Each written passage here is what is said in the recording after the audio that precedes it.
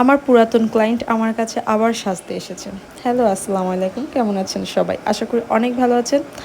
আমার পেজ অনেক ডাউন হয়ে গিয়েছে কারণ আমি নিয়মিত একদমই পোস্ট করি না। একদম এত অলস আর এত ব্যস্ততার কারণে আমি আমার পেজে একদমই সময় দেই না। এখন থেকে চেষ্টা করব আসলে নিয়মিত পোস্ট করার আর আপনাদের সাথে অনেক টিপস অ্যান্ড ট্রিক্স শেয়ার করার। আমার এই ক্লায়েন্ট আমার কাছে পার্টি মেকওভারে সাজ দিতে এসেছে।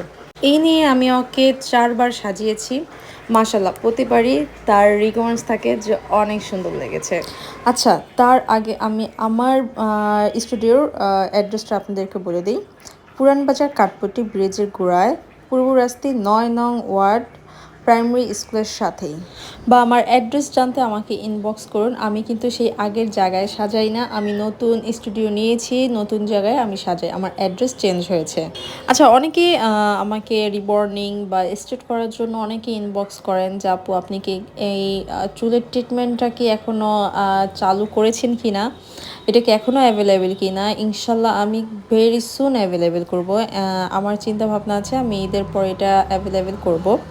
সো একটু ধৈর্য ধরতে হবে যারা আমার থেকে সার্ভিসটা নিতে চাচ্ছেন। ইনশাল্লাহ আমি আপনাদেরকে বেস্টটা দেবো। ইনশাল্লাহ আমি আসলে মেকওভারের যেরকম বেস্টটা দিই, যারা আমার কাছে সাজতে এসে সবাই স্যাটিসফাই হয়। আমার মানে আমি অবশ্যই হেয়ার অ্যান্ড ফেসের ত্বকের যত্নের জন্য যেই সার্ভিসটা আছে সেটা আমি সবাইকে বেস্টটা দিই। আর আমি আসলে কখনো যে একটা মানুষের স্কিন ক্ষতি হবে এরকম জিনিস আসলে আমার স্টুডিওর মধ্যেই নেই। যেটা আমি ইউজ করি, যেটা আমার ফেসে শ্যুট করে, যেটা আমি দেখি যে না এই প্রোডাক্টটা খুবই ভালো, সেটা আমি আমার ক্লায়েন্টদেরকেও দিয়ে থাকি।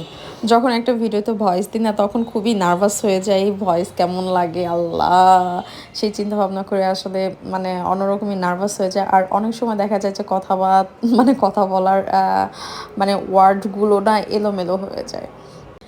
এরপরও বলি যে আমার কথা যদি ভুল ত্রুটি থাকে তাহলে একদম ক্ষমা দৃষ্টিতে দেখবেন। এই ছিল হচ্ছে পার্টি মেকওভারের লাস্ট লুক। কেমন হয়েছে সবাই জানাবেন।